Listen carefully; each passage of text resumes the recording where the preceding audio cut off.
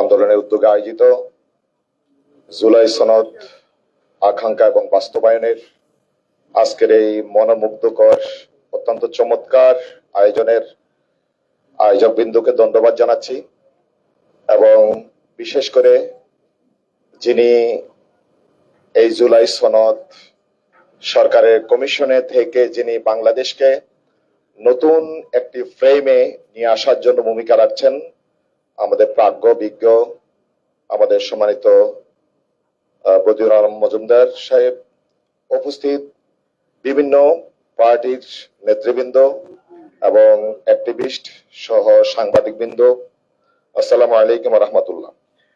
আমার পূর্ববর্তী যত বক্তা বক্তব্য রাখলেন এবং সকলের যেই আকাঙ্ক্ষা, সকলের নিজের এক্সপ্রেশন যেভাবে তুলে ধরলেন, আমার একটু ভিন্ন মত অথবা ভিন্ন ধরনের উপস্থাপনা। সবাই তুলে ধরেছেন একটা আর্ট নিয়ে, আমি তুলে ধরবো আমার ব্যক্তিগত অভিজ্ঞতা নিয়ে। জুলাই সনদ অথবা জুলাই কেন আসলো, এই জুলাই প্যাটার্ন কোথায় তৈরি হলো। 2010 সাল আন্দোলন শুরু হয়েছে মতিঝিলে, আমি তখন মতিঝিলের থানা আমির ছিলাম। 2012 সালে সে আন্দোলন সংগ্রামে একজন কর্মী থাকার কারণে আমাকে 9 বার জেলে যেতে হয়েছে। 853 দিন আমি গুম, জেল, রিমান্ড ফেরত একজন এই রাজনৈতিক মাঠের একজন কর্মী। আকাঙ্ক্ষা কখন? আকাঙ্ক্ষা হচ্ছে অপ্রাপ্তি থেকে আকাঙ্ক্ষা।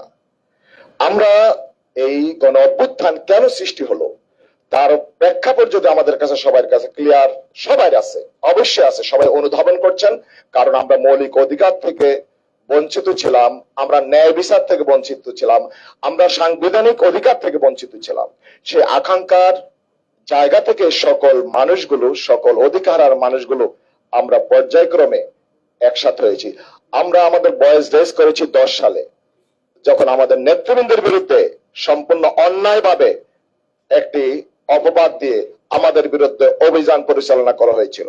এবং সেই ক্ষেত্রে আপনারা দেখেছেন আমাদের আমিরে জামাত থেকে শুরু করে সকলকে সম্পূর্ণ কমপ্লিটলি জুডিশিয়াল কিলিং করে তাদের হত্যা করা হয়েছে। এবং এই 1 জুন আমাদের এটিএম আজহারুল ইসলামকে বেকসুর খালাসের মাধ্যমে তাদের যে ন্যারেটিভ, তাদের যে বয়ান, তাদের যে মিথ্যা, সেটা প্রমাণিত হয়েছে এবং আমরা যে অধিকার হারা ছিলাম সেটা আবারও প্রমাণিত হয়েছে। সম্মানিত উপস্থিতি, এখানে জুলাই সনদের যেই এখানে তুলে ধরা হয়েছে, এখানে অনেক বিষয় আমি গ্যাপ দেখছি। এখানে আইনের দৃষ্টিতে এখানে বিশাল অনেক শব্দমালা তৈরি করা হয়েছে, কিন্তু আমাদের আইনগত ভিত্তি দেওয়ার জন্য যে বিষয়গুলো এখানে নিয়ে আসার দরকার ছিল, যেমন এই সরকার প্রথম এসে 57 জন সেনা অফিসার হত্যা সহ 74 জনকে হত্যা করেছে এবং পরবর্তীতে আপনার 5 মে হত্যাকাণ্ড, তারপরে আমাদের আলেম ওলামাদের হত্যাকাণ্ড, এই হত্যাকাণ্ডগুলোকে 28 অক্টোবর হত্যাকাণ্ড এবং সর্বশেষ জুলাই অভ্যুত্থানে সকল অংশীজনের যেই এখানে অবদান ছিল, সকল অংশীজনকে এখানে ইনক্লুড করা হয় নাই। বিশেষ করে আলেম ওলামা, মাদ্রাসা, ইমাম এখানে ইতিহাস হয়ে গেল, হয়ারেজ তাদেরকে এখানে অন্তর্ভুক্ত করা হয় নাই। আমার বক্তব্য হচ্ছে, আমি পড়েছি এই যে বক্তব্য যিনি লিখেছেন, আমার বিশ্বাস করতে আমার কষ্ট হয় উনি আসলে যিনি এই জুলাই সনদ লিখেছেন, সম্পাদনা করেছেন, তারা জুলাইতে রক্ত দিয়েছেন কিনা, গ্রেপ্তার হয়েছেন কিনা, এই পেশিবাদের করাল গ্রাসে তারা আসলে কখনো অন্ধকার রুমে ঘুমের শিকার হয়েছেন কিনা আমার একটা সন্দেহ হয়। আমি এই সরকারের পাশাপাশি আরেকটি সরকার আছে এটা বিশ্বাস করতে পারি না, কিন্তু এই জুলাই সনদ থেকে দেখছি আমার মনে হয় আরেকটি সরকারের আরেকটি পক্ষ থেকে যেন এই সরকারের মাধ্যমে একটা জুলাই সনদ আমাদেরকে গিলতে দেওয়া হয়েছে। আমি মনে করি এই বিষয়গুলো দেখা দরকার, গণমানুষের গণ আকাঙ্ক্ষার প্রতিফলন হওয়া দরকার ছিল। আমাদের সর্বশেষ আমার বক্তব্য, আমার জামাতের পক্ষ থেকে, আমার সংগঠনের পক্ষ থেকে আমরা মনে করি আমরা 90-এর দশকে স্বৈরাচার বিরোধী আন্দোলন করেছি। এই স্বৈরাচার বিরোধী আন্দোলনের পূর্বে আমাদের সকল স্টেক হোল্ডাররা, সকল রাজনীতিবিদরা যেই কমিটমেন্ট দিয়েছে, সেই কমিটমেন্ট পরবর্তীতে সেটা বাস্তবায়ন হয়নি। আমরা মনে করি এই জুলাই সনদ অবশ্যই বাস্তবায়ন হওয়া দরকার। আইনগত ভিত্তি অবশ্যই থাকতে হবে, এবং আইনগত ভিত্তি যদি না হয়, এই জুলাই সনদে এখন যারা নোট অফ ডিসেন্ট দিচ্ছেন তারা যে বাস্তবায়ন করবেন, মর্নিং শোজ দ্য ডে। এখনো বোঝা যায় আমার যদি অন্তরে, আমার যদি চিন্তায়, আল্পনায়, কল্পনায়, পরিকল্পনায় যদি এক সেকেন্ডে যদি এখানে আন্তরিকতার অভাব থাকে, তাহলে কেন আমি ঘোষণা দিব না? কেন এখানে আইনগত ভিত্তি দিব না? কেন আমি এই সরকারকে বলবো কেন আপনি 2 বছর নেবেন? আমরা তো আপনাদেরকে সার্বভৌম দায়িত্ব দিয়েছি। আপনারা বাংলাদেশের গত 54 বছরে 2টি বিষয় আপনারা দেখবেন। বাংলাদেশের এক হচ্ছে কেয়ারটেকার গভর্নমেন্ট। বাংলাদেশের 100% মানুষ ঐক্যমতের সৃষ্টিতে, ঐক্যমতের ভিত্তিতে কেয়ারটেকার গভর্নমেন্ট, সরকারি দল, বিরোধী দল, কেউ আগে কেউ পরে, সকলের অভিপ্রায়ে কেয়ারটেকার সরকার সংবিধানে অন্তর্ভুক্ত হয়েছে। দ্বিতীয় হচ্ছে আশ্চর্যজনক নয়, এটা একটা ঐতিহাসিক ঘটনা। এই সরকার সকল অংশীজন, সকল রাজনৈতিক দল আপনাদের ক্ষমতা দিয়েছে। তাহলে এত বড় ক্ষমতা পাওয়ার পরে আপনি কেন জুলাই সনদকে আইনগত ভিত্তি দেওয়ার জন্য আপনি 2 বছর সময় এখানে নিয়ে আসবেন? এটা আমাদের বোধগম্য নয়। আমি বেশি লম্বা কথা বলবো না। আমরা মনে করি, আরেকটি কথা বলে শেষ করব। আমি এখানে আসার পূর্বে ডিএমপি কমিশনারের আহ্বানে আমাদের রাজনৈতিক নেতৃবৃন্দের সম্মানে তারা একটা মতবিনিময় অনুষ্ঠানে রেখেছিল আজকে।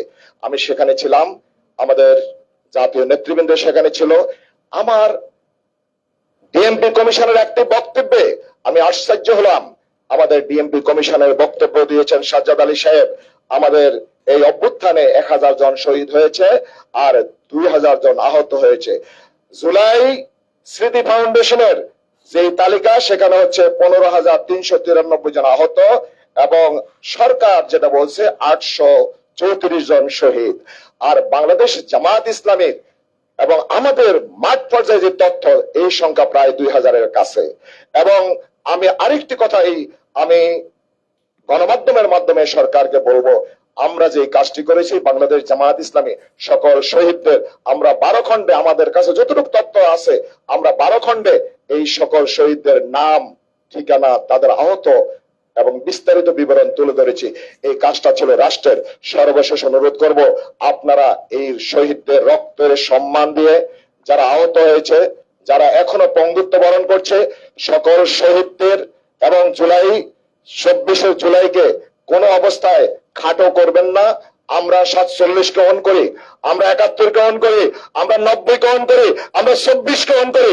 24-কে কখন আমরা ইগনোর করব না।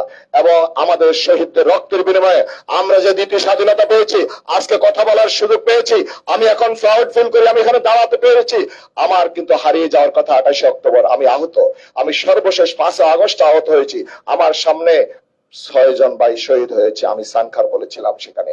অতএব কারণে আমি আপনাদের মাধ্যমে এখানে যারা শুনছেন এবং ভবিষ্যতে যারা শুনবেন, আমরা 24-এর চেতনা নিয়ে আমরা ভবিষ্যতে কোন বেশিরভাগ বাংলাদেশের জন্ম না হোক, এই প্রত্যাশা রাখি। এবং আমরা এখন এই সরকারকে আমরা মনে করি আমাদের প্রত্যাশা পূরণে এই যে জুলাই সনদের আকাঙ্ক্ষা, এই আকাঙ্ক্ষা আশা করি আপনারা আকাঙ্ক্ষার মধ্যে রাখবেন না, এটা বাস্তবে রূপদান করবেন। আমি সকলকে ধন্যবাদ জানিয়ে আমার কথা এখানে শেষ করছি। আল্লাহ হাফেজ। আসসালামু আলাইকুম।